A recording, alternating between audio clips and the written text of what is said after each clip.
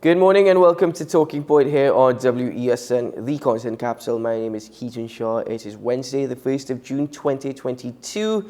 We're in the 6th month of 2022. We're halfway through the year, and as the other half begins, there are more stories to uncover. Now, we hope that you enjoyed your long weekend, as this is the first day that we are actually with you since the start of the week, as it was yesterday. Monday was Indian Arrival Day celebrations throughout Trinidad and Tobago, and of course a public holiday. So yesterday was technically Monday, but Sean and I, of course, had a special edition of Talking Point yesterday covering the North Coast Jazz and Heritage Festival that occurred starting last week Friday. But this morning, we're back in our suits, we're back in our boots, and we're ready to have those serious discussions once more. So, without further ado, let me introduce my co-host, my colleague, and my good friend, Mr. Sean Michael Small. Good morning, Sean. Good morning, Keaton. And we have a lot to talk about today. A lot, of course, has happened over the last several days that we haven't gotten a chance to get into. A lot of economic topics, but I just want to mention briefly, because it has come up and it answers a question that we had when the rollout or the introduction to what the current administration intends for local government reform. They kept saying the finance minister will have oversight on certain aspects of the budget for these new executives to be set up for each local government jurisdiction. And essentially, that's because it seems as though they want to wind up the Ministry of Local Government and Rural Development, which I could see arguments for, but also arguments for against. And then I guess this all comes down to how you want to implement it and what aspects of the portfolio do we need to potentially, it can't necessarily go with the Minister of Finance, does it stay with local government completely? Or will they still have some sort of ministry to handle certain rural things on a national level? I haven't looked into it just yet. I do find it interesting that Faris Awari is in that position. Well, Faris Awari may be the transition from where we're currently at with local government to where this current administration envisions a local government to be. Nevertheless, the argument can always be made that there should be a separation between government and local government. In fact, we should not see local government as a branch or an arm of government. So the arguments for that are definitely strong. But before we continue the conversation, let me introduce with us via Zoom our colleague, whom we're very pleased to have with us once more joining us this Wednesday, the former Minister of Finance and Attorney General, Ms. Karen Nunes Teixeira. Hello. Sorry, not Attorney General, Attorney at Law. My apologies. Hello, Karen. Please don't get me confused with the rules. Yes, good morning to you, Keaton. Good morning to you, Sean. And you're very well rested after such a hectic weekend. But I don't know, maybe, it wasn't a bad weekend at all after all. But good morning to your viewers also. Good morning, Karen. Can I just say about the issue that you raised about local government? Thing about local government, the MPs are also from the opposition side. It's the members of parliament who look after the needs of the particular constituency, so that is where they're able to build the bond. That is where they're able to do the works that, as I know, when I was an MP, maybe it was like local government you were in fact doing. So I don't know if that is such a good idea, particularly with regard to persons who are on the opposition side in terms of getting funding and allocation of funding to do necessary work for their constituency. I mean, it's interesting. Decentralization technically will always help the opposition party because your MPs will and your local government councillors and aldermen will now have more authority and responsibility. So it's interesting. The flip side is maybe the opposition is looking at the Minister of Finance almost like the evil emperor. Well, you see, interestingly enough, in my opinion, again, it's good to have a separation. However, my concern is that whilst we're aiming to actually try and ease the level of red tape or bureaucracy involved in the entire process of having to carry out local government responsibilities, we still need some level of oversight. The question is, should that oversight come from the Minister of Finance? And that is the argument that is being made. I do not necessarily think so, but that is where we're at right now. So again, we're aiming for progression, but at the same time, we're stalling in other areas. Should we be happy that we've actually made some level of progression, or should we say that we're mixing the good with the bad? Because, as I said, oversight is needed, but is really the Minister of Finance the one who is the right office holder or authority to have that oversight? Because again, you can just make the argument, it doesn't make sense. That's still seen as a branch of government, if that is the case. I mean, financial oversight might be all that's necessary just to have that checks and balances. But I mean, before we go too far into this topic where we haven't necessarily seen it in its fruition, who knows? Some people might complain the government might change, half of the structure that is implied now, and then we'll have a whole different situation. I do want to get into, because it's an ongoing topic of concern, the fact that it seems as though we finally have a bidder, a serious contender to purchase the Petrogen Now, refinery. before we do get into that, because I would like to get into that conversation as well, because it was such a long gap between last week's Thursday show and this morning's show, there was a lot of news to cover. So I'm just going to quickly update you. Let's take a look at PC Clarence Gilks, who was unfortunately killed in the line of duty. Police Commissioner McDonald Jacob is hopeful that a preliminary report into the death of PC Clarence Gilks will be delivered to him within the next 2 weeks. The TTPS is currently investigating the April 22nd shooting. And we're hoping that in 2 weeks, which will be about 6 weeks, 6 to 7 weeks since he passed away, that we get a report on that. At this point in time, the officers whom we were told were suspended, we have not been given any information as to whether or not they are back on duty, or whether those who were transferred out are back into that particular area. So that's one particular aspect. I don't know if you saw this story, Sean. This was interesting. Did you know that thieves actually gained entry to Republic Bank's branch in Couva by digging a hole? 2 holes, actually. This was the most amazing thing. And the funny part about it is, I use the term funny, it's serious, but the funny part is, the police station was right opposite the bank. So police are now investigating how thieves were able to actually dig a tunnel, gain entry to Republic branch, Couva Bank. It's stated that the discovery was made yesterday at 8 a.m. following the long weekend, in which a hole was found in the back wall leading to the bank, while another hole was discovered under another building on the same compound. None of the tools that were used in the break-in were actually found, and police were told that the bank was secured up until Friday. At this point in time, Republic Bank has not confirmed whether or not any items were stolen or the amount that was stolen, but has indicated that customer records and files remain secured. However, it is now being reported that safety deposit boxes were scattered all over the place. And very finally, just to update you once more in relation to the tourist industry here in Trinidad and Tobago, the Minister of Tourism, Arts and Culture, Randall Mitchell, has given us an update in relation to a number of hotel projects throughout Trinidad and Tobago, which will be coming on board soon, including Radisson Blue, which is 75% complete, the new Maracas Hotel, which is renovations intended to kick off in January 2023, Hamptons by Hilton, which is to be located near the Piarco International Airport, and the Napa Hotel, which they were looking at, as well as H2 Nature Center. So I think, Sean, you might be happy about that. Well, let's take a short break. When we come back, we'll get into the refinery situation and what it could mean, because the opposition has brought us some concerns. Now, I am questioning if these concerns are valid or not. It's difficult to say. But we'll start that discussion when we come back.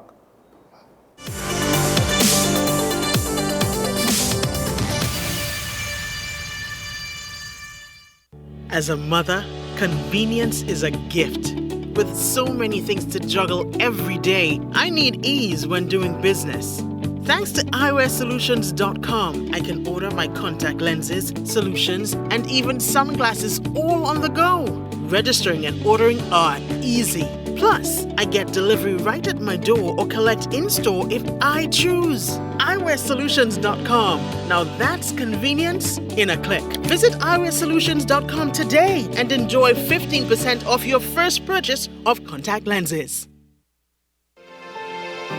Burning questions, urgent topics, welcome back to One on One, the show where we tackle the most current and pertinent subjects that are affecting all citizens, where we ask the hard questions and have in-depth conversations. What separates One on One from other talk shows is that the conversation stems from a younger perspective on topics that affect the fabric of our society. One on One, Wednesdays at 10 a.m. on WESN Content Capital. Let your voice be heard. Call Madam Fix It on WESN, the only place that effectively helps you with your woes. Having problems getting onto government agencies, water woes, NIS and pension problems, potholes, and much, much more. Call me, Madam Fix It, every Monday, Wednesday, and Friday, right here on WESN. Let me fix it for you. Is it politics? What is it? Is it that nobody cares about sports? The kind of support that sport used to get in the past is no longer here. The thing is, taking a knee doesn't mean that that's the only thing you're doing now, Andy. Right. Taking a knee along with other stuff. Samantha, what are you looking forward to when you return home to Trinidad and Tobago after winning the title? Thank you very much for speaking it into existence. Is it no pressure on Nicholas Paul? It makes me more motivated to work hard and to go out there and rep the red, white and black. Why are we sending a team to the Winter Olympics? There are a number of Trinbagonians who are in the diaspora and have grown up in winter sport. It's an opportunity that the Trinidad and Tobago Olympic Committee will not close the door on. I also believe in the players that we have. Once you can motivate the players, you can get the best out of them.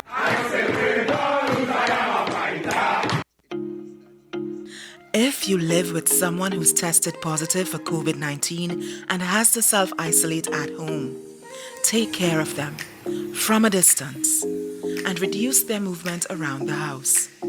Give them space, a designated space, and open those windows. If you have to be in contact, mask up, both of you. If you work, stay home from work and don't go out, not even to the grocery or pharmacy. And remember, no visitors allowed. Limit the contact to limit the spread. The Trinidad and Tobago Red Cross Society. Mission-based, people-focused, community-driven.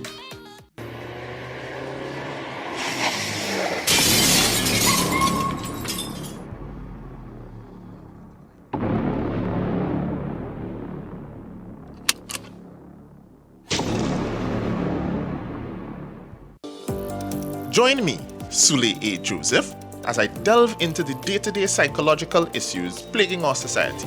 We will discuss behaviors that encompass the biological influences, social pressures, and environmental factors that affect how you think, act, and feel. Site, Thursdays at 11 a.m., only on WESN, Content Capital.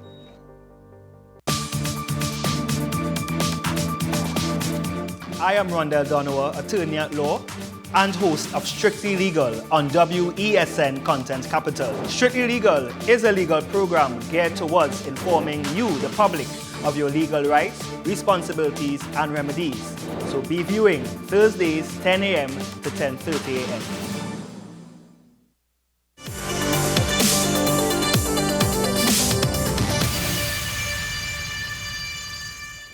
Welcome back to Talking Point here on WESN. We just make apologies for my co-host. He is at the moment just dealing with a little issue.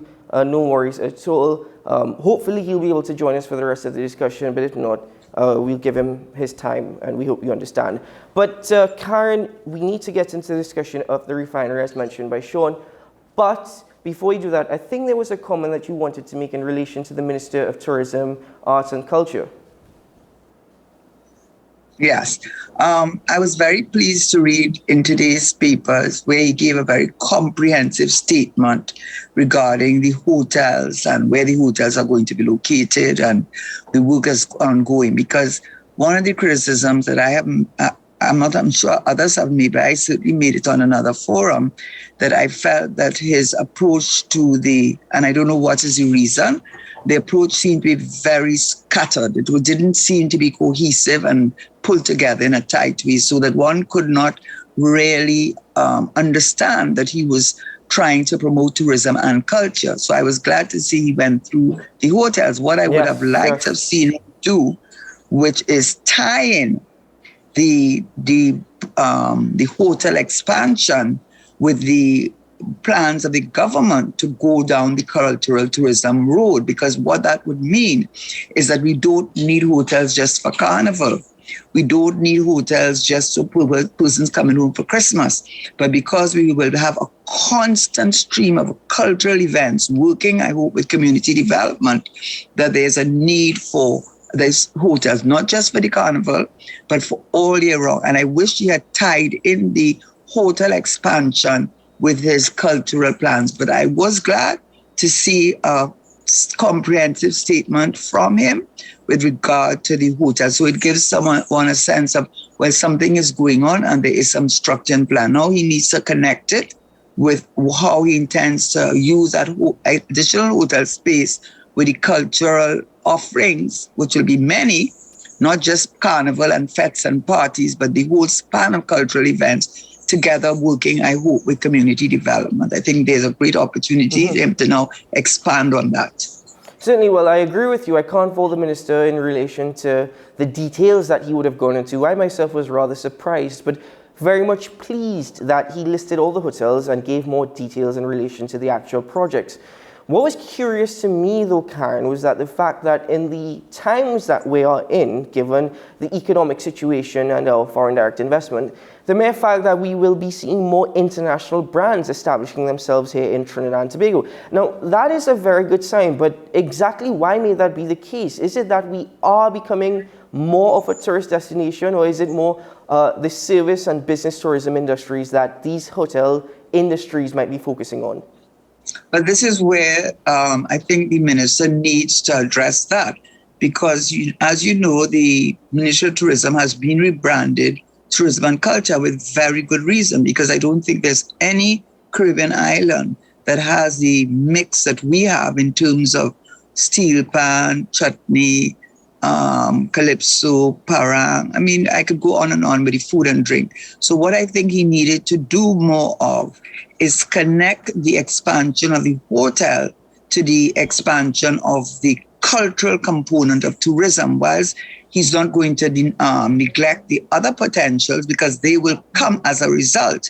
But he needs to make that connectivity with the hotel expansion and the other part of his ministry, which is the cultural, and then he needs to explain more what he means by culture. And I think he should not limit it, in my respectful view, to just parties, because there are a lot of events that are not party related. At the beginning of spring, the Hindu festival, they might celebrate it with a lot of things, but there's no drinking and so on. So I think he needs to tie in that, because he would then expect, like what happened to Mauritius, that we will have more tourists coming to Trinidad for the cultural tourist experience, which is second to one. There's none that can compete with us in the Caribbean in terms of not only the number of cultural offerings that we have, but the quality and standard that we have achieved through the UTT, Arthur Lockjack event planning. And he needs to do more of that, making the connection. Exactly, how our investments, our local investments, like you mentioned. People can relate to it, can say, okay, they say planning it, but how is that connected to our foreign direct investment? How is that connected to us creating another stream of foreign exchange? So he needs to now pull it together. Yeah, certainly, Karen. Well, hopefully, just as we were very pleased to see the detailed information given to us by the minister, we could get more information as what you would have mentioned. But now let's move across to the conversation associated with the Guaracara refinery. And this started off with the UNC Senator Wade Mark questioning the government based off an article written in a daily newspaper about the sale of the refinery to one called Quantum Consortium, being named in the discussions with Trinidad Petroleum Holdings Limited to purchase the refinery.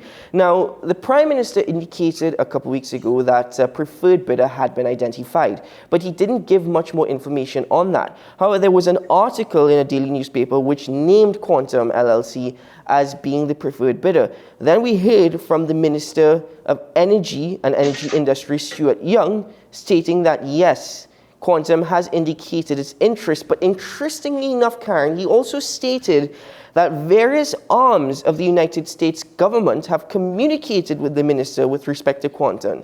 So as we get into this discussion, because the opposition has concerns and have made some claims, the Minister of Energy and Energy Industries has shut down those claims without giving much of an explanation.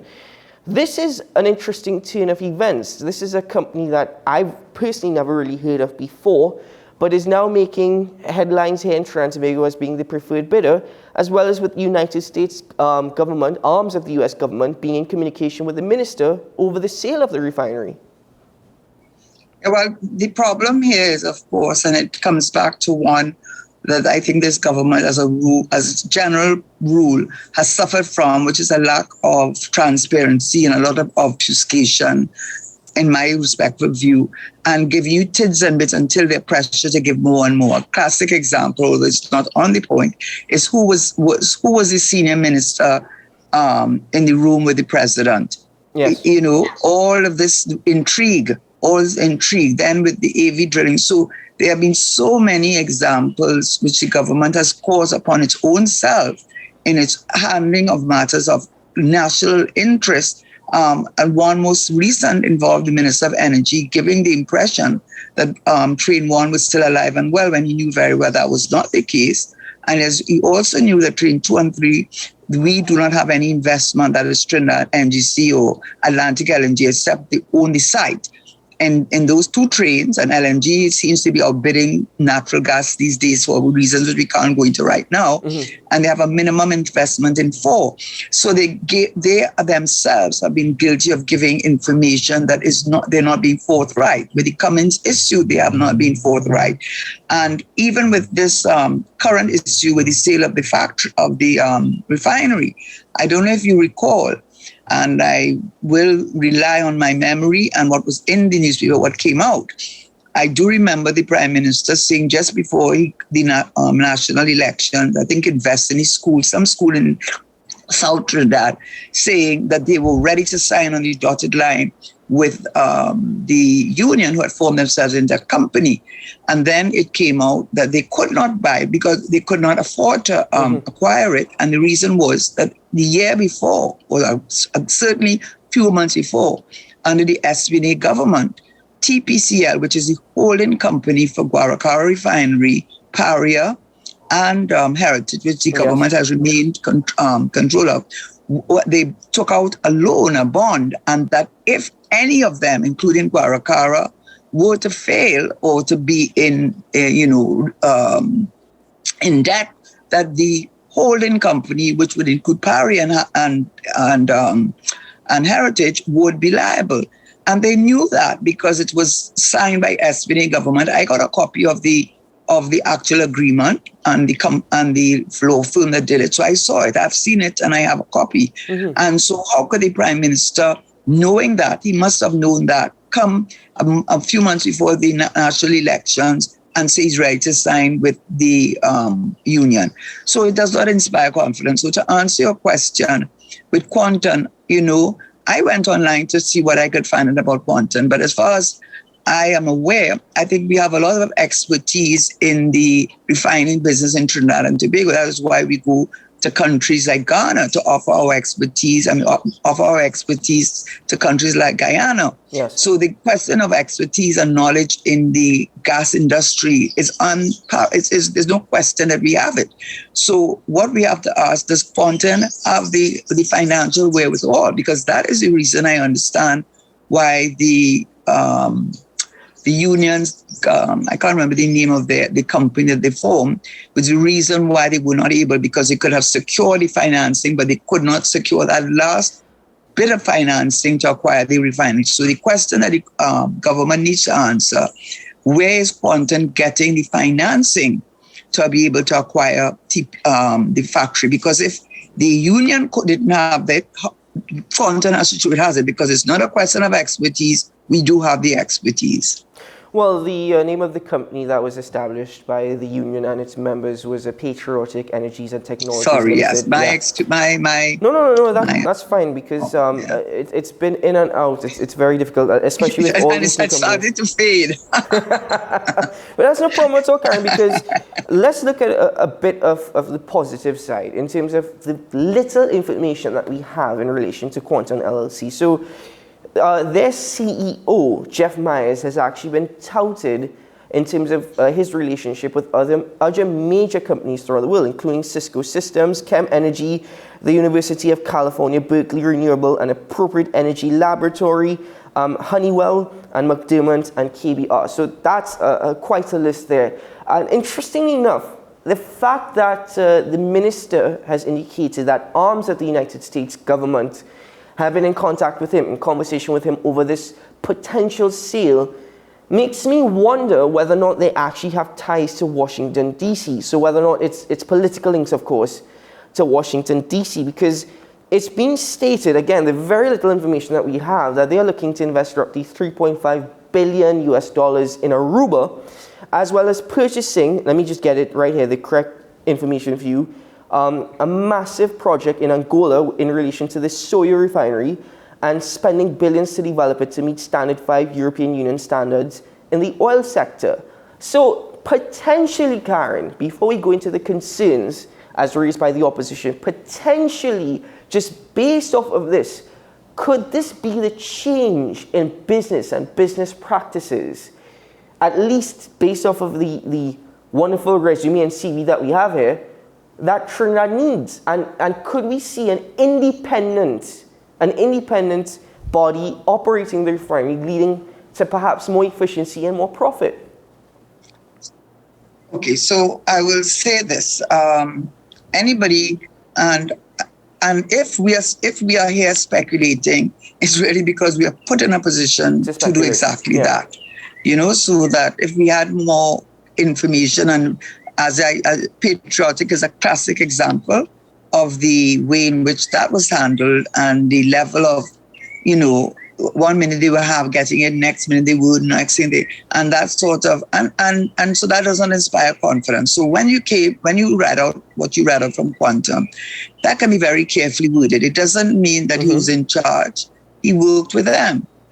I'm sure a lot of our experts here that we can think of, former ministers of energy, certainly can also, if they had to do a resume, they could also say they've worked with Shell, BPTT, they've worked with so on. So I don't know how much I could put on that. I know the other partner does have a PhD from, I think it's from Harvard. And so we're not talking about the qualifications, as I said, because if we're going to go by qualifications, I'm quite positive that if we lined up our people here, we can find they could also write just as excellent resumes as they have, because they're very carefully worded. If you read it, it's very careful. And we don't know anything about Angola. We don't know what the arrangements are with Angola. Yes. We don't know if the Angolan government is putting any money. So all I saw from that resume is we have a skill set, but we have the skill set.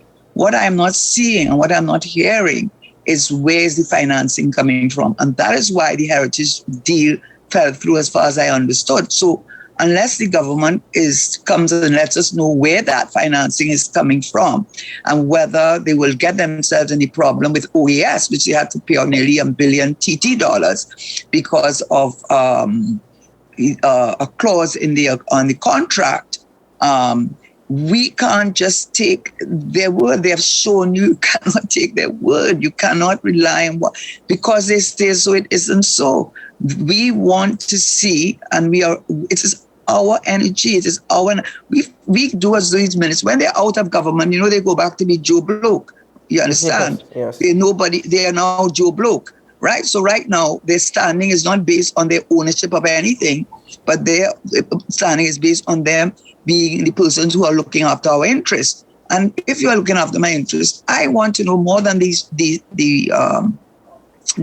CV of these people, which as I said, I'm sure Kevin Ramcharan as the former Minister of Energy. Kevin Ramcharan. Kevin, I'm sorry, you know I have great regard for you. Yeah. So right? So my apologies. But I'm sure if Kevin Ramlan was asked to do something, I am sure he could give you a better CV. So CV is one thing.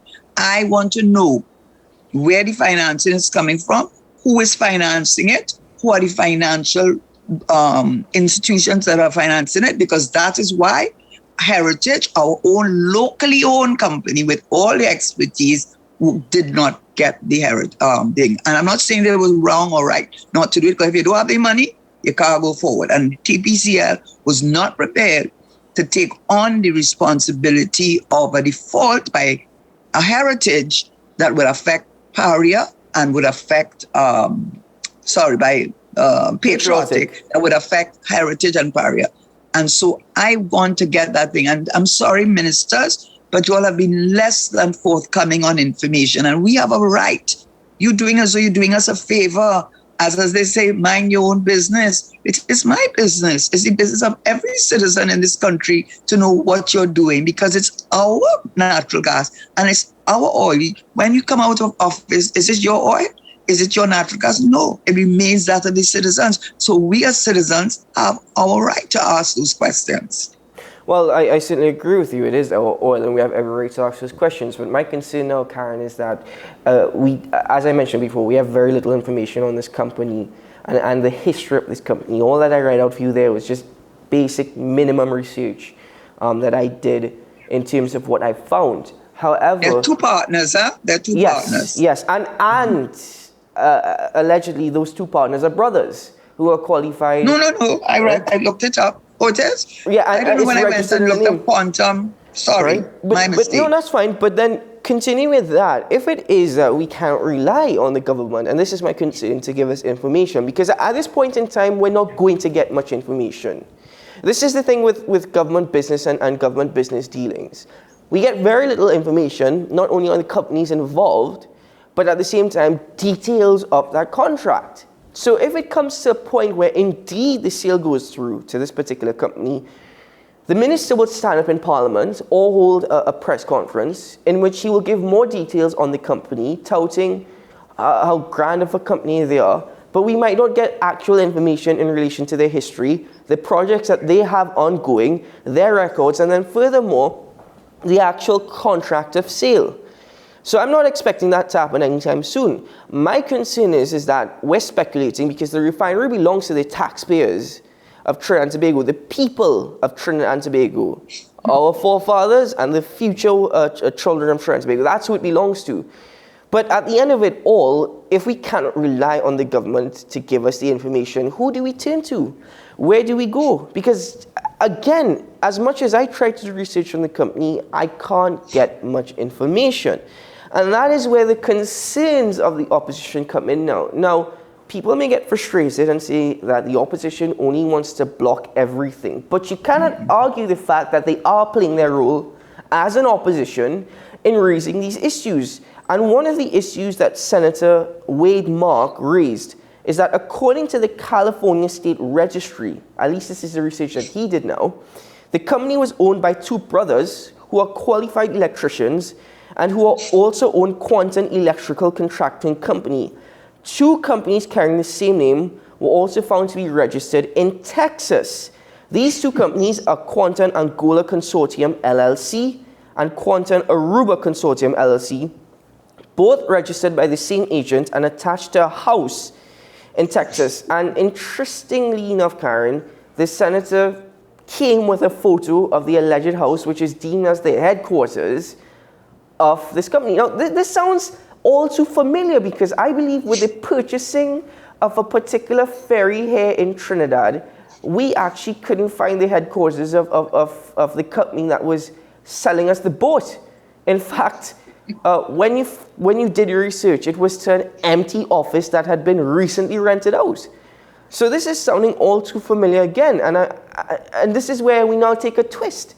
When I said that this is possibly the sort of change in business mindsets and progression that we needed in terms of efficiency, that was based off of the CV that I read. And as you mentioned, Karen, anybody could write a brilliant CV. But now the Minister of Energy is not even responding to these allegations put forward by the opposition senator. In fact, he's just calling it UNC mischief once more. So again, I ask, who do we rely on for information? And that is the real issue here, I think it's the lack of respect for the people of Trinidad and Tobago. And we are tired, okay? I want to say this. We are tired of every time you are asked a question, you talk about what UNC did. Two wrongs don't make right. We are citizens and we are entitled to information. And I'll give you an example, a most recent example. And the reason I'm bringing it up is because I went back and actually looked at the media review by the Minister of Finance to make sure that what I was saying was correct. He was talking about deposit into the Heritage and Stabilization Fund, which speaks to generational, for the next gen, not only us, but for future generations. Yes. And in it, he said that because of the revenue that the government has collected over the last, because it's paid in a quarterly basis, that they're going to make I don't know if it was substantial, but I think that was implied, deposit into the Heritage and Stabilization Fund. And there was much clapping, I assume, from his side. And he says, we are going to do that in accordance with the law. Dr. Charles, because I wanted to know also, well, how much are you deposited into the Heritage and Stabilization Fund? Well, he was taken to task by the very same minister who then said, well, you clearly don't know your act. You don't know what the petroleum revenues mean. You better go and read your legislation, because petroleum revenue is related to the supplemental petroleum tax, which, by the way, they increased it so that they don't pay tax up to 60%. They don't have up to 60%. That is when oil is on inland. Mm-hmm. So that reduces the tax they're getting from there. Supplemental, I think, profits and something else. But he didn't know it either. But he had the audacity now to make big speech in the parliament, to clapping how much money is going to be putting into the HSF, and that he's doing it legally. And when Dr. Charles asked him, well, how much? He buffed the man and telling him like he doesn't know his law, but you didn't know it either. Well, he couldn't actually raise it in parliament. And that is consistent with the attitude of this government. You ask them something, they buff you. You ask them something, they prevaricate, they choose their words carefully, so when they have to come, when they realize you're getting more information, they will say, well, I didn't tell you a lie. I never told you that Cummins was being sued.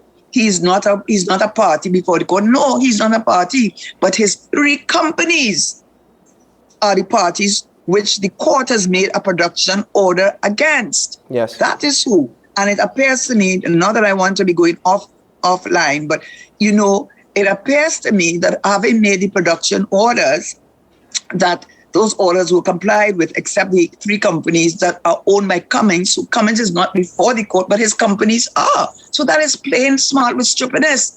And I suspect that the Express newspaper, I don't know it, I have no inside information, but I suspect that those orders have been complied with, and the Express may have the answers from FCB, RBC, from a number of 11 orders that were ordered. And so now they have to start to rethink how they're going to respond. And this is a game, catch-up game, cat and mouse game. This is not how a government is supposed to be run. We should be trusting you. We should have confidence in your word. But it is like having, and that is it's very sad for me to have to say that about this government, but they have called it upon themselves. Karen, as you mentioned, the Heritage and Stabilization Fund, in relation to the law, I know that when revenues exceed expected revenue, that deposit is then made into the HSF fund. Now, the minister has indicated that was not the case, though we've seen the price of oil and natural gas increase ever since the Russian invasion of Ukraine, however you'd like to word it, whether or not it's a military operation or a war that's taking place. We've seen the prices rise. So how is it now that he could come and tell you and the rest of the nation that's not the case?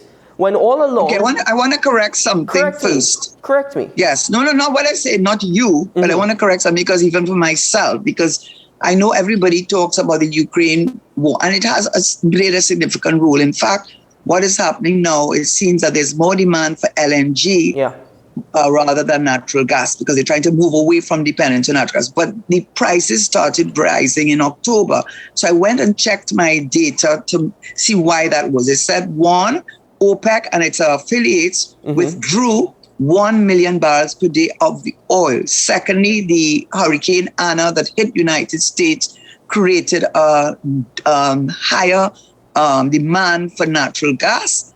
And there were three reasons. Also, now that COVID-19 was kind of dissipating, the demand for natural gas and fossil fuel had increased. So the prices in oil and gas had started from October.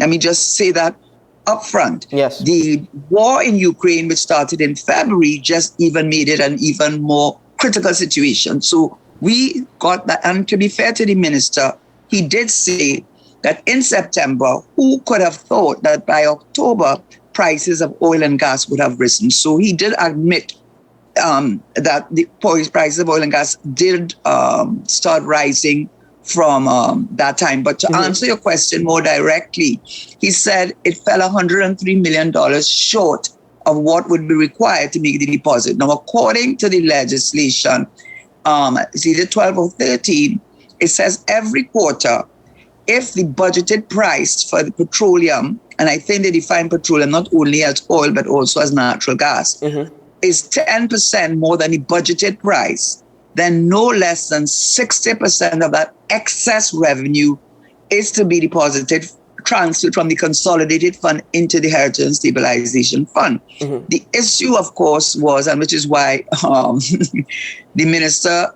educated himself, because as he wouldn't have said what he said. Yes. He educated himself, or was educated by somebody, that petroleum revenues is defined. You know, all acts give definitions. They have their own little dictionary. Yes. So when they defined petroleum revenues, it told you what it referred to. And one of them was the taxes from supplemental petroleum taxes and profits. So the only thing I could think of, and again, if I am speculating, is because I genuinely do not know the answer. It would appear to me, given the huge increase, I mean, right now, gas is traded at 8 something, and we have budgeted at 365. Yes. Gas is at 112, oil is at 112, 113, and we budgeted at 65. So just on the face of it, one would say, as the minister did indicate, that we'd have huge deposits in the HSF. But I think the answer comes from the meaning of petroleum revenue. So what it leads me to want to ask the minister if they will answer it and not be obscure or tell me to mind my own business, which is business of the people of Trinidad and Tobago, actually, as it is for all citizens, is it because the taxes that these companies are paying are far less, and because it's the tax, is the revenue, is the tax on the petroleum. So is it that the taxes have been so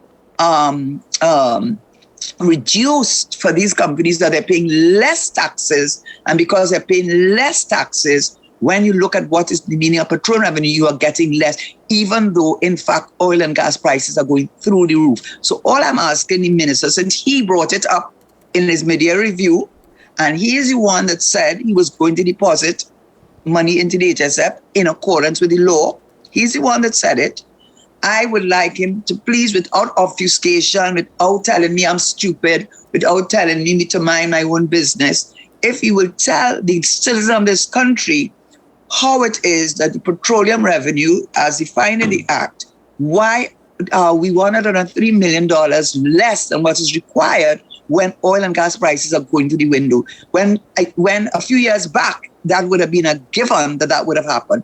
Is it because the taxes that these companies are paying are far less, and therefore the take of the government on revenue is much less? And one last point, which also ties in again, I'm asking out of my own ignorance. If it is that 2 years ago, the GDP was 140 billion, and the Minister of Finance proudly said now it's $40 billion more. That is the gross domestic product from private and public sector, has gone to 180 billion, the other 140 billion. How is it then that the HSF has not benefited from this largest? I just don't have the answer, and I would like him to answer, because he buffed up Dr. Charles for asking a stupid question. Well, I'm asking a stupid question too. Karen, I don't think it's a stupid question at all, because if that's the case, then Dr. Charles, yourself, and I, and a few other individuals are quite stupid when compared to the Minister of Finance. I don't necessarily think that's the case, because it's not an invalid question. To me, it just doesn't make sense. Now, if you look at certain things, for example, the Minister of Energy and his interview with CNN a couple of weeks ago, in which he indicated that Trinidad and Tobago earns revenue from the oil and gas industry based off of tax and royalties. So he did indicate that. However, with the operation of only three of the 4 LNG lines, and how it would have affected business in relation to Shell and BP, as well as BHP Billington now indicating that we're moving our operations out of Trinidad and Tobago and to Guyana. So we have to bring that up in the conversation. But when you add all that together in the equation, does it equal less tax and royalties for Trinidad and Tobago?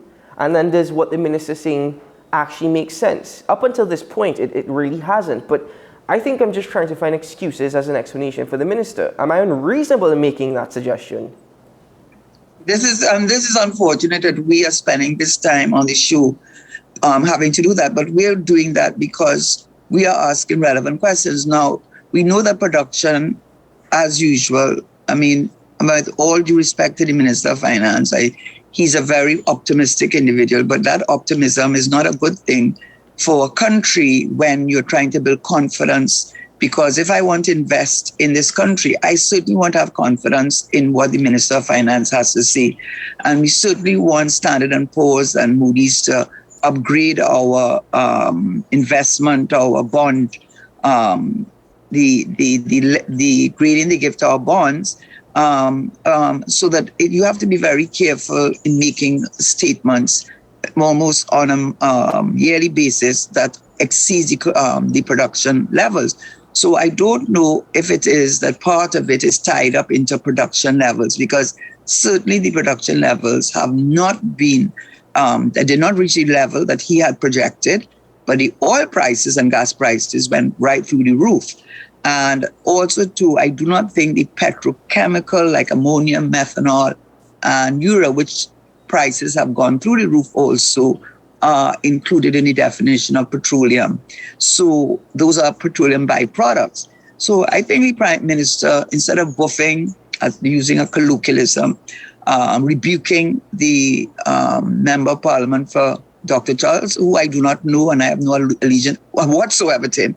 But I do think he asks a question and I think needs to be answered. And without being sarcastic, without being disrespectful, because you're disrespecting not Ms. Dr. W, you're disrespecting us, all of us as citizens who want the answer. So if you could answer it without being disrespectful or putting down people, just answer, because you're the one that made the statement about how much money you're putting into the HSF. So you clearly didn't know what you were talking about either. Well, Karen, we just have about 7 minutes left, and I want to go back to the story of the refinery and now link it to our current situation. Now, generally, the sale of the refinery might be deemed as a positive, in which, especially to a private entity, in which it is hopeful that the government is not necessarily overhand in it. So the government will be receiving royalties and tax based off of the revenue of the refinery. However, I'm starting to wonder, and I don't know if you're able to actually help me out with this, what will that mean, the sale of the refinery and hopefully the operation of the refinery? Because we would assume that's the intention, that we're selling the refinery in order for it to be operationalized again. What will that mean for the two companies established by the government when the refinery was closed, and that is Heritage Petroleum and Pyra Trading? Does that mean that there will be a relationship between the Guarcar refinery, or does it mean that those companies now become, well, redundant? Well, no, I mean, let me just answer this part. The Heritage is exploration and production. So, I mean, the more oil that they can produce locally for the refinery when it is operationalized is good for us, because we'll be making it with the sale of the oil to the refinery. And so there is a benefit there, and then the taxes the refinery has to pay. But I want to make a point, as you mentioned, Heritage, and this again goes to looking at the contract. I think under the Freedom of Information Act, if it has to come to that, we need to see what contract they entered into. And the reason I'm saying this, and I mean no offense to Mr. Michael Commoner, I have no issues with him. I have a great regard for him. But this is what I find is the obfuscation that we suffer from. One headline in the paper said that the after profits of Heritage fell by 33%. And then another one said that Heritage had made a profit of 103 million. So how do you reconcile those two different figures? Well, to the credit of Mr. Kwamina, he did reconcile it. And this is why I'm saying we need to know what arrangements they're making with this sale of the refinery. Because what he said was that in their first year, the year before, the government gave them significant, what would you say? They gave them a lot of ability to, so that they paid much less taxes than they would have had to pay. So they got a break. You know, like when a company's not like starting, a holiday, they give them a break. A tax holiday. Right. Yes. So right, but wasn't it tax? And it came out over $100 and something million, you know, right? So that when so the $100 and something million is what the Heritage was allowed, was given as sort of like to start up their business. This year, that was not provided to them. So that when they listed their post-profit, their profits, it did not include that 120 million, which they had benefited from the government in the year before when posting their profits. So that when you see the profits fall from 103 million to by 33%, it's really a function of the fact that the tax holiday or whatever you want to call it, they did not benefit from it the next year. So what I am saying is that whoever the government brings in as a refinery, just like with the Chinese company to build 5,000 houses that they had to scrap, and only had to scrap when we found out the terms and conditions, we need to know the terms and conditions that are going to apply to Quantum.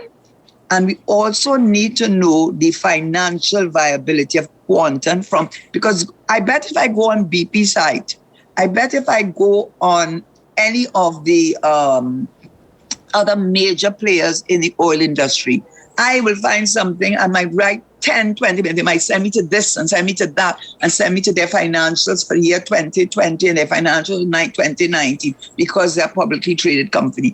Is this a publicly traded company? Is it a family-owned company? We went through Clico and CL Financial already. We know what happens when companies don't have to answer to shareholders.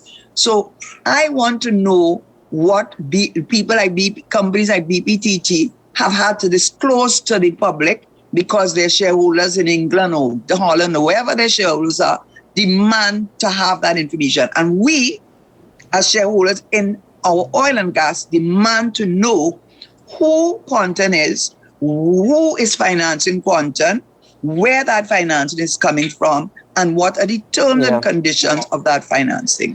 Well, Karen, as we conclude this particular conversation, because there would be a lot more to get into with respect to time, we don't have that. But I share with you that it is rather unfortunate on this program that we have to speculate and we have to look at our history in order to actually emphasize that we're being cheated. Cheated from the point of view that what information do we as citizens have? And so I'm going to give you the power to do some research for yourself. If you, the citizen, get the opportunity today, please visit the website www.quantum.us. Quantum is spelled QUANTEN.us. Trust me, ladies and gentlemen, it's not what you're expecting at all. And if you get the opportunity as well, www.quantumangola.com. Again, it's not what you're expecting. So, Karen, I share with you, it's very unfortunate, but I mean, I can't make any further apologies simply because it's not the first time, and I'm pretty sure it's not the last time that we're going to have to do this on Talking Points. But for now, we're going to have to pause on that conversation. We're going to have to break for news on the hour, and when we return, we open up the phone lines this morning where you, the viewer, can join us on the program. Stay tuned.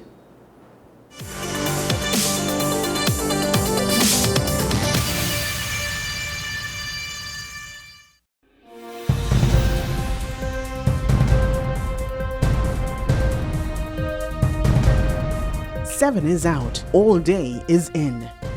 WESN News on the hour.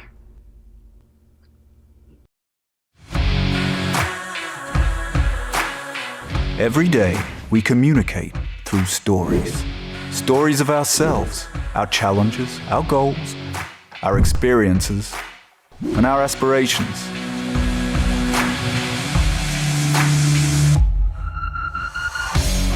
Storytelling is an art that we have mastered. WESN Film Studios comprises a collaborative team of experts with extensive industry experience locally, regionally, and internationally.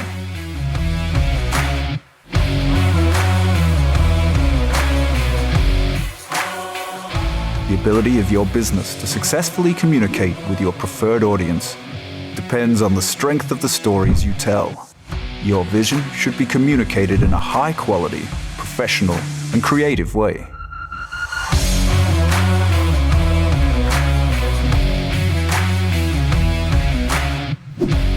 From concept to post-production, advertising to film, multi-camera productions, live events, streaming, and virtual conferencing, we are WESN Film Studio.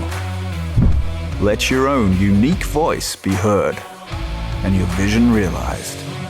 Call us today at 628-5835 for your next production.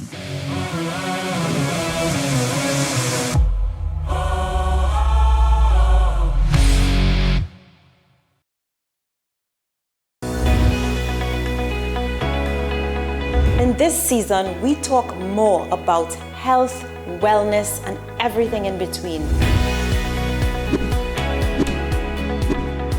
I am so excited to share with you everything about health and wellness so that you can design the life that you've always dreamed of. Join me here on What's Up Doc. What's Up Doc? Tuesdays and Thursdays here on WESN, Content Capital.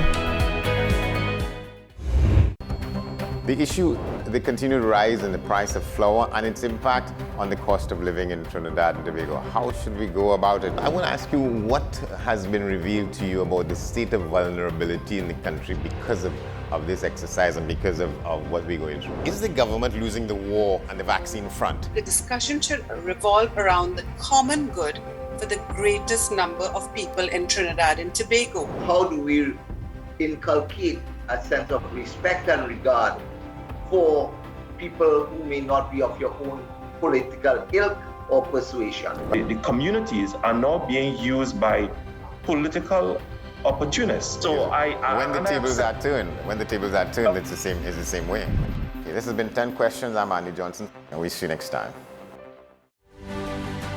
AM Prime on WESN, the only place from 6 to 7:30 a.m. where you can get the most analytical and thorough interviews and regional reports. The Barbados Labour Party, led by the Prime Minister Mia Amor-Motley, once again able to achieve a clean sweep in yesterday's general election. I think a lot of people have underestimated the power of Tobago nationalism. If the government is afraid to say it, I, Martin George, I am saying it this morning on your show, Andy. There will be no carnival before Ash Wednesday. Grab a cup of coffee and start your day right watching AM Prime with Andy Johnson weekdays from 6 a.m.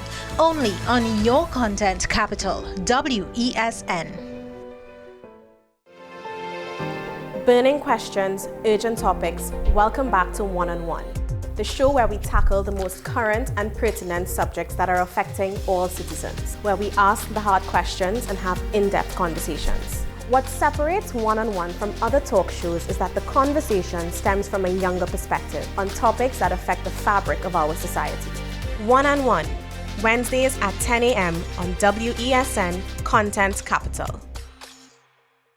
A reminder from WESN. We urge you to protect yourself and others from the spread of COVID-19. Stay safe by taking some simple precautions. Clean your hands often. Use soap and water or an alcohol-based hand rub. Maintain a safe distance from anyone who is coughing or sneezing. Wear a mask. Don't touch your eyes, nose or mouth. Cover your nose and mouth with your bent elbow or a tissue when you cough or sneeze. Stay at home. If you have a fever, cough and difficulty breathing, seek medical attention. Following the above can help us all to help each other.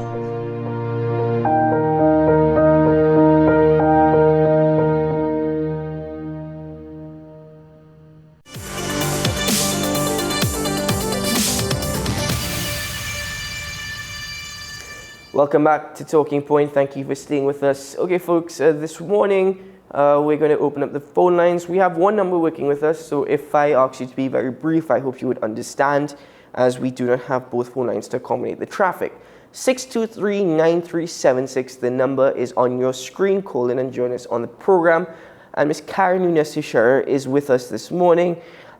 She's giving us actually some clarifications, and I'm very happy because another matter of which we were not able to get into, and we will get into in detail another day, is in relation to the Communication Workers Union and the retrenchment of over 400 workers by TSTT. Now, last night, the Industrial Court granted a stay, but Karen is now going to explain to us the reason behind the ruling by the Industrial Court in favor of the CWU. Karen? I'm not getting into the retrenchment itself because you have a whole reasoning that goes behind retrenching a person. But what I think they won on, and what was the reason for the stay, was the non-compliance from the union's point of view, and clearly the judge agreed with the Section 6 of the Retrenchment and Severance Benefit Act, which requires the company, the employer, to give the employee, the retrenched employee, a minimum of 45 days formal notice before the proposed retrenchment. So the retrenchment does not kick in until after the 45 days. Now, the section as it is written does not give you the alternative of the employer paying salary in lieu of notice. Now, that is done in many cases, but that is only done where the union agrees to that, because obviously having the 45 days to go and look for another job may be more beneficial to everybody than for you to have to come to work and take off time to look for a new job. So the 45 days does not allow for the employer to impose salary in lieu of notice. It has to be with agreement of the union. And it appears that that was not obtained, and the section is very clear that you shall give them before the retrenchment takes place.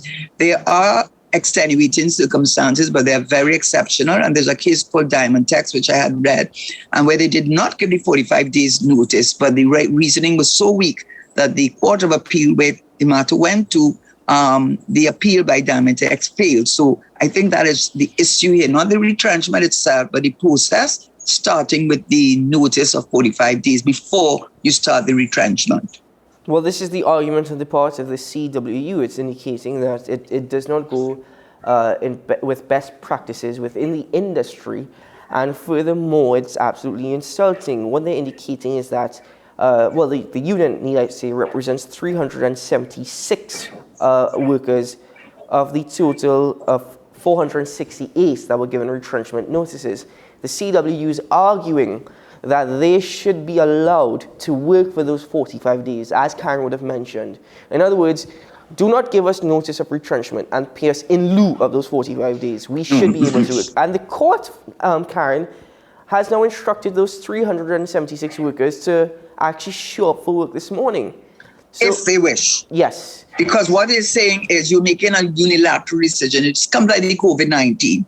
You cannot tell me, unless it was already in my contract, that I had to take a COVID-19. Nobody knew COVID-19 was coming. But contracts and agreements and collective agreements are contracts where there must be offer, acceptance, there must be agreement. And when you come now and there's a legislation, the mandate, it says shall be given this. The only way you can get out of that shall is if both parties agree to waive the requirement to come to work and allow you instead to take the salary in lieu of notice. But you cannot impose it unilaterally. So if the worker wants to come to work, he can come to work. If he wants to take the 45 days, he could agree and say, boss, I will take the 45 days, but you cannot impose it on me. Karen, we have a caller with us, but I always find it amazing with respect to legal jargon, how one word can make such a huge difference, such as shall. But we have a call on the line with us from Chagones. Good morning, caller. Good morning, lady and gent. Good morning, Professor. It's a pity your co-host is not here because he always insisted that the refinery was properly shut down. Rather unfortunate that he isn't with us, but And that's I okay. always pointed out that nothing was wrong with the core refinery.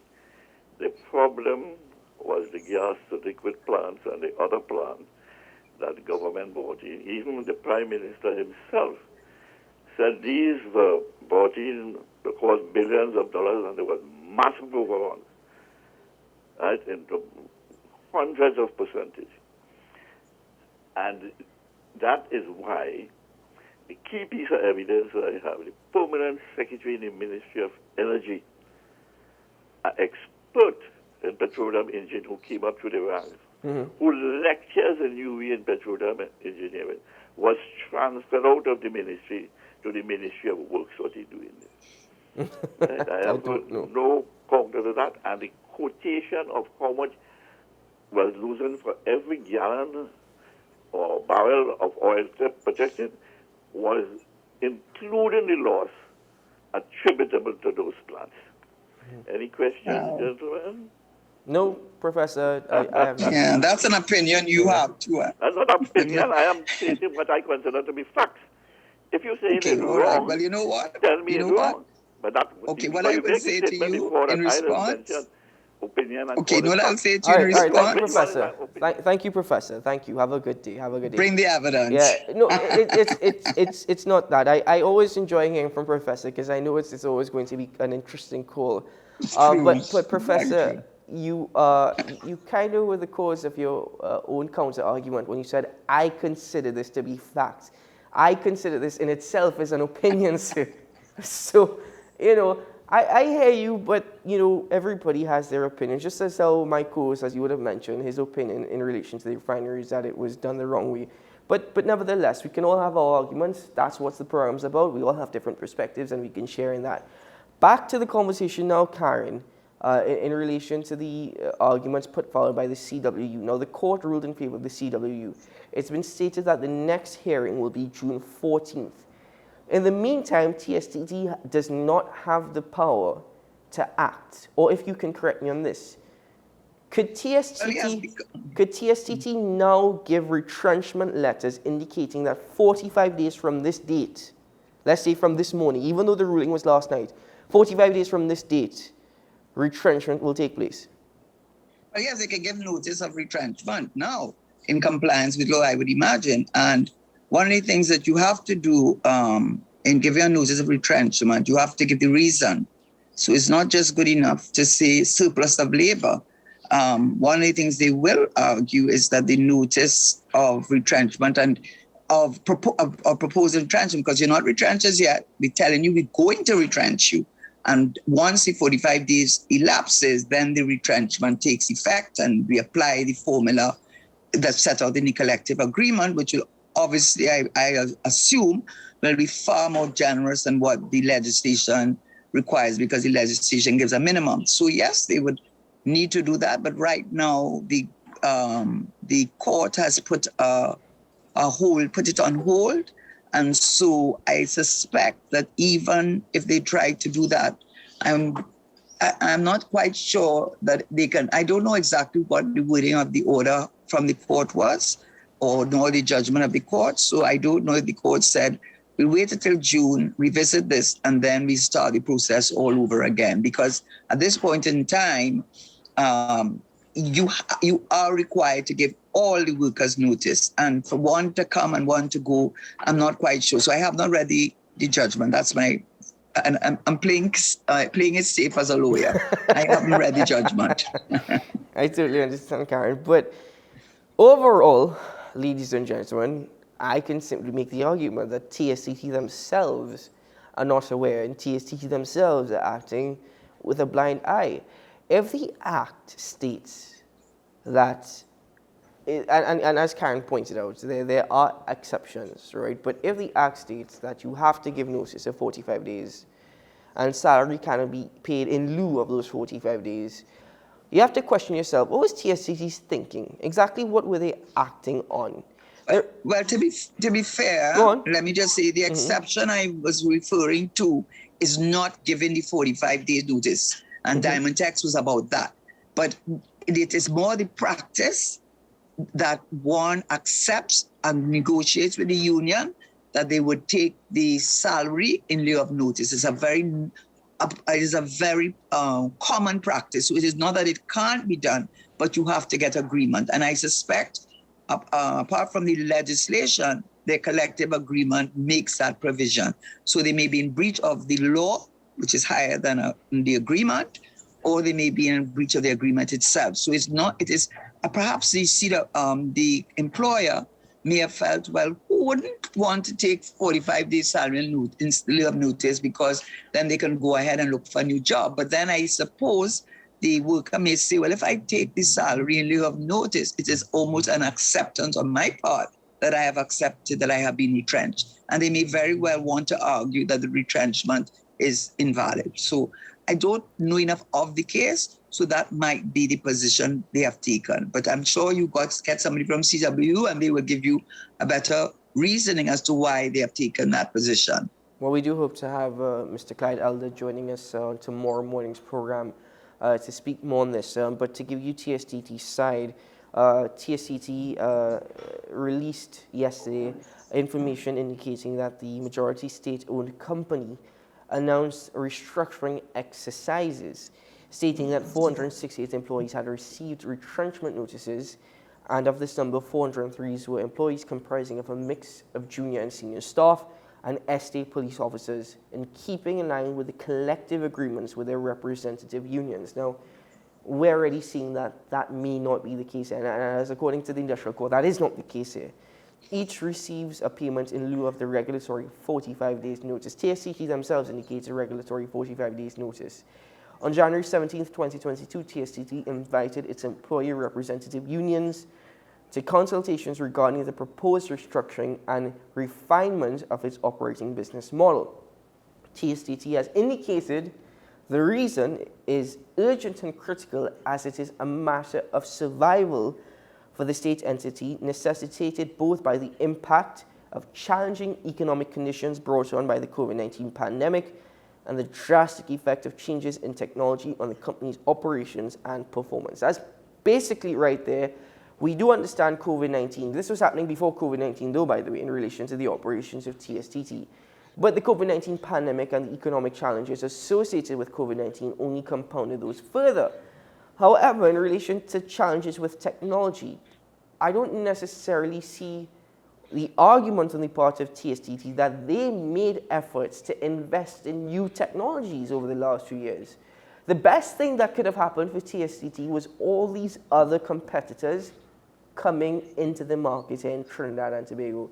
The unfortunate thing is I don't think TSTT did enough to actually challenge those competitors. And that's perhaps what we're seeing right now taking place. Unfortunately, TSTT's revenue fell by 18%, or 453 million TT dollars. And at the end of the day, ladies and gentlemen, it is the workers who will be sent home. The state entity will most likely remain and survive. But the mismanagement, or need I say the lack of management, the lack of leadership, because TSTT has not evolved, who suffers in the end? Who suffers in the end? Now, make the argument that many of these state-owned enterprises and utilities are inflated with labor. Certainly an argument to make. However, the process that we're seeing taking place now and the arguments that we see taking place now do not necessarily align with each other. And that is the issue that I'm having. We have a caller on the line with us from Port of Spain. Good morning, caller. Good morning to you. Good morning, sir. Mrs. Teixeira Nunez. Keaton, my question really is by way of engaging Mrs. Teixeira Nunez this morning. Sure. I mean, every time I hear her contributions, I say to myself, Trinidad has been denied perhaps one of its finer minds and clearer thinking individuals in its parliament and its government. But, I mean, fate provides for all of us to find a space to contribute. Yes. I really wanted to ask Mrs. Teixeira Nunez this morning whether, in fact, she feels our economy is in trouble, and I really mean trouble. Mm-hmm. And what is her take on where we are in terms, we're getting to mid-year. Yes. What is her take on the fortunes, good or bad, for Trinidad and Tobago? I'll stay online in case I want to, if you would allow me. Yes, caller, you can stay online. Karen, if you wish to answer the caller's question. It's a big question that I don't know if I can answer comprehensively in short time, but we know one of the main reasons is that our fortunes fall and rise on the back of energy prices, and it continues to be so. And if we ever thought that that was not the case, then the recent budget and the mid-year review point that out in very graphic terms, so that the government's failure to find other streams of foreign direct investment or foreign exchange earnings, with all the many years that they have been there and the many plans that they have spoken about and not implemented, is one of the major failings of this government. And there are good opportunities to do that.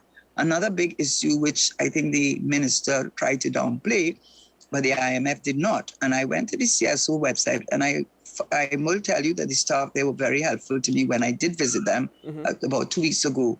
But the data is not up to date. It's not. It's up to date in certain areas, and you cannot manage what you cannot measure. And the IMF has said it over and over again.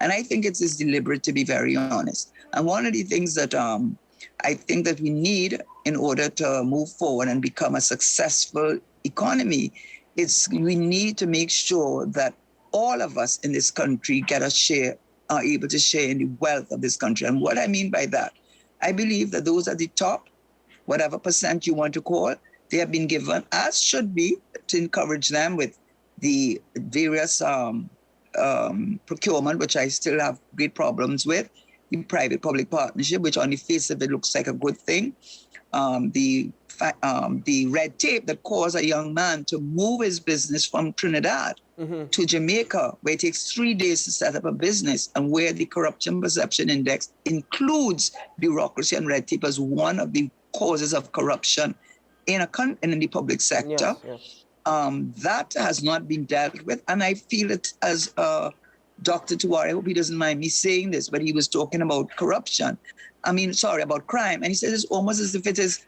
deliberate. The level of dysfunction, it seems to be deliberate, and therefore what we need is new leadership. But where is our leadership coming from? We don't have a Mia Motley going up and someone who the country can have confidence in. And finally, something which doesn't allow me to go into detail, but I wanted to speak about it, but not at this time because time does not allow, is when we talk about unemployment. I mean, the minimum wage has been raised from $15 to $17.50. But a lot of these persons who are getting that salary have children, 1 or 2 children. And yet we are encouraging these foreign companies like the Starbucks. Why are we allowing 12 Starbucks in this country? I cannot understand it. And for whatever reason, Mr. Chauke, I know, may have broken the law, but that is symbolic of what this government is about. Instead of helping these people, I feel giving them the transfers and the subsidies is to keep them right where they are at the bottom, to be a cheap source of labor, so those at the top continue to have more and more until they don't even know what to do with the money they have. So what the government should be doing is, yes, you need the subsidies for a while, but you need to start putting in place and implementing, not talking and putting it on a shelf, implementing policies and programs to make these micro entrepreneurs and small business entrepreneurs businessmen, because those of the business community who did it the right way, not all of them, as we know, but those who did it the right way could tell you how they started at the bottom. So you need someone to help them. And this government seems to be only interested in facilitating those at the top and making them richer and richer, and giving subsidies which cannot mind the person, much less their child, to provide a source of labor that, my God, cannot pay transport, food, and housing for a family. And that's what they should be doing. Caller from Port of Spain, I just have one pinch I want to give to Arx again. Go ahead. Mrs. Tishera Nunez, in light of what you've just said, one gets the impression that there aren't really any policies by the government to empower or to encourage a middle sector or the growth of a middle sector in the country. Am I interpreting you correctly? You are right. You are getting me absolutely correct. Yeah. Absolutely. Well, could I, Keaton, could I ask that we continue this discussion at another time? Cole, I completely agree with certainly you. would like to ask some other questions, but I know we are out of time. We are out of time. Cole, thank you I would very love much. to discuss it. I also want to tie into this particular conversation as well, Karen, everything that you mentioned in relation to policy framework and the implementation of policy to ensure the growth of a middle sector. I also want to have a conversation on our social expenditure in terms of social welfare and grants and subsidies. Transfers and subsidies, my apologies. I really want to have that conversation because the more and more I've noticed simple little things, like I'll be very honest with you, it frustrates me when I see individuals who are walking with a cane on the road.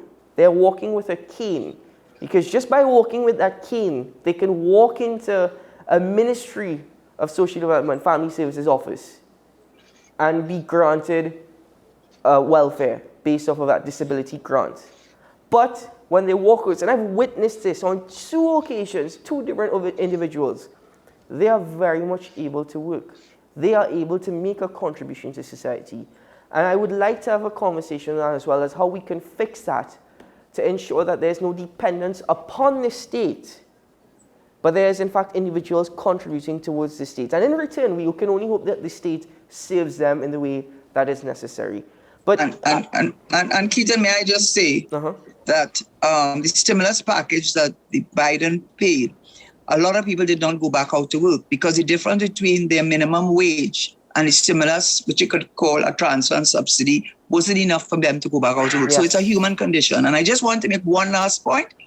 I think the transfers and subsidies are being used not as assistance, but to keep people in a vicious cycle of poverty so that they can continue to provide cheap labor and get themselves involved in the informal sector. And that is what I think we need to talk about. Karen, I certainly want to explore that discussion with you. I have a lot to say and contribute in relation to that.